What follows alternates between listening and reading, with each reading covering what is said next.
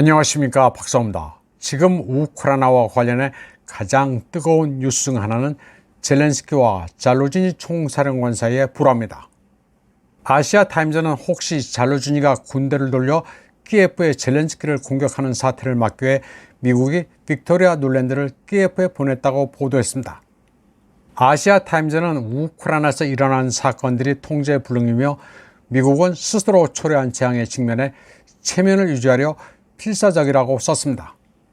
이 매체는 백악관은 우크라이나 분쟁이 더 오래 지속될 것으로 예상하고 있으며 적어도 대선이 끝날 때까지는 분쟁을 연장하고 싶어 한다고 전했습니다. 어차피 키예프의 패전이 확실한 마당에 분쟁이 대선 전에 끝나버리면 바이든 행정부가 패배한 것으로 인식되기 때문입니다. 아시아타임즈는 그러나 러시아가 대규모 공세를 펼친다면 그런 계획은 실현되지 않을 것이라고 썼습니다. 그리고 젤렌스키가 잘루지니를 해임하기로 결정했다는 내용을 전했습니다. 미국과 나토의 우크라이나 정책을 직접 책임지고 있는 빅토리아 눌랜드는 이런 급박한 문제를 진화하기 위해 키예프로 날아갔습니다. 아시아타임즈는 잘루지니가 군대를 동원해 젤렌스키에 대한 모반을 일으킬까 백악관이 두려워하고 있다고 보도했습니다. 다행히 그런 사태가 아직 발생하지 않고 있는 가운데 눌랜드는 잘루지니를 진정시키고 그가 예의 바르게 행동하도록 설득하기 위해 젤렌스키가 아닌 잘루지니와 대화하기를 원했던 것 같다고 아시아타임즈는 분석했습니다. 눌랜드가 이 부분에 대해 공개적으로 말하지 않고 키예프와 워싱턴이 무슨 일이 일어나고 있는지에 침묵을 지키고 있다고도 전했습니다. 백악관은 이를 두고 우크라이나 내부 문제라고 주장하지만 아시아타임즈는 말도 안 되는 소리라고 보도했습니다.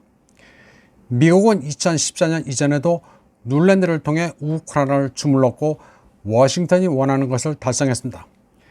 아시아타임즈는 때문에 잘루지니가 해고되더라도 놀랄 일은 아니라고 했습니다.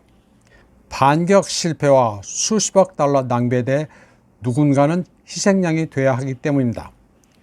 우크라이나의 전선 상황은 지속적으로 악화되고 있습니다. 우크라이나는 인적 자원이 고갈되고 무기도 부족합니다. 그리고 일주일에 최대 1000명 이상이 사라지면서 여론도 악화되고 있습니다. 키예프는 남성뿐만 아니라 여성도 군대에 징집하기 위해 위협과 협박을 하는 등 잔인한 조치에 의지하기 시작했습니다. 완전히 훈련받지도 않고 준비도 되지 않은 신병들이 종종 최전선으로 보내지고 있습니다.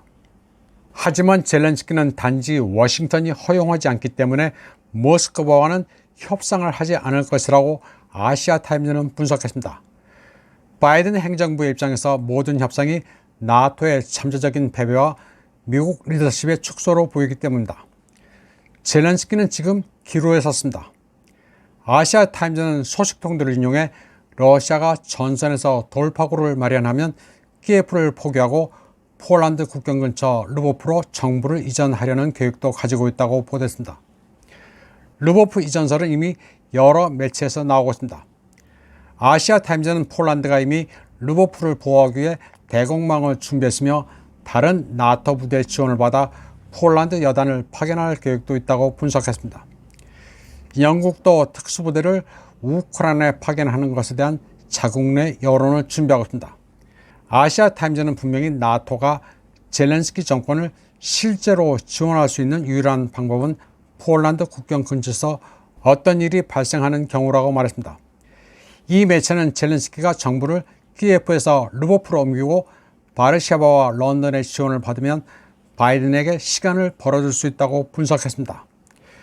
그렇게 되면 폴란드와 발틱 국가에 영향을 미칠 동유럽 전쟁이 발발하거나 러시아와 나토가 동의하는 일종의 교착, 대치 상태가 발생할 수 있는데 어느 경우라도 바이든에게는 전략적 패배가 됩니다. 드미트리 메드베제프 전 러시아 대통령은 르보프가 미래 우크라이나 수도가 될 것이라는 것을 유럽이 알게 됐다고 약을 올렸습니다. 그는 소셜 네트워크 X에 그 사안을 설명했습니다. 스페인에서 남부 유럽을 거쳐 계획된 국제철도 노선은 르보프에서 끝날 예정이라면서 르보프주 경계 안에 있는 르보프시가 우크라이나의 새 수도로 인식되고 있다고 말했습니다. 그러나 철도는 르보프가 종착역으로 거기서 끝난다고 했습니다. 서유럽과 말로러시아는 철도 궤도가 달라 연결되지 않는다고 설명했습니다.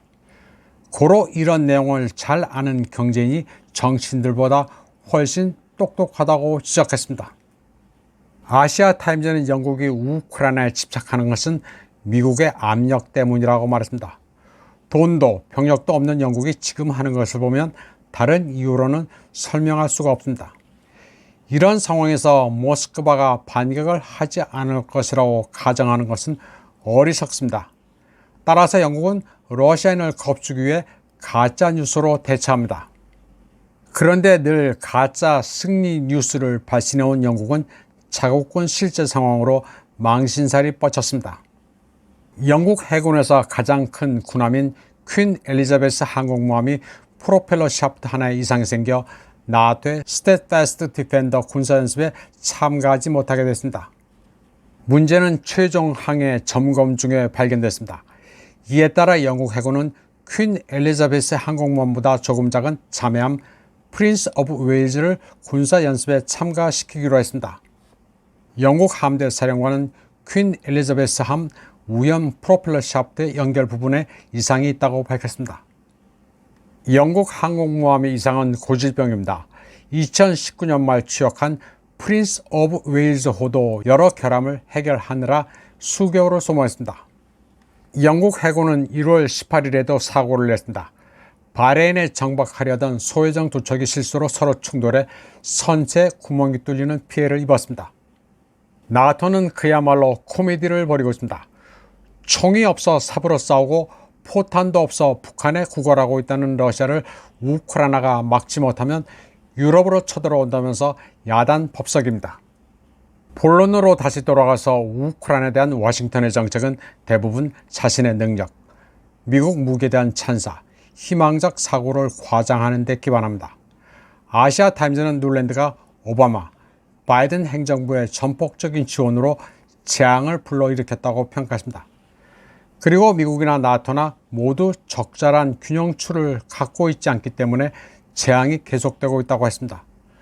또 워싱턴은 유럽에서 계속 룰렛을 하고 있으며 자신이 만든 상황에서 체면을 지키려고 핵 전쟁의 위험을 무릅쓰고 있다고 했습니다. 이런 가운데 키예프의 베르홈나 라다 의원 예프게니 셰프첸코는 잘루지니가 주영 대사로 자리를 옮기는 데 동의했다고 말했습니다. 러시아 매체 리아 노보시스는 셰프첸코가 잘루지니의 사임이 앞으로 며칠 안에 이루어질 것이라는 주장을 한다고 보도했습니다. 앞서 젤렌스키는 리셋과 새로운 출발이 필요하다면서 군사 부문뿐 아니라 다수의 정부 관료들을 교체하겠다고 선언했습니다. 리버럴들은 리셋이라는 단어를 굉장히 좋아합니다. 결국 잘루지니 인사는 미국의 뜻입니다. 여러 매체들은 미 펜타곤이 잘루지니에게 사임 압박을 가한다고 보도하고 있습니다. 이번 방송은 여기까지 하겠습니다. 시청해주신 여러분 감사합니다.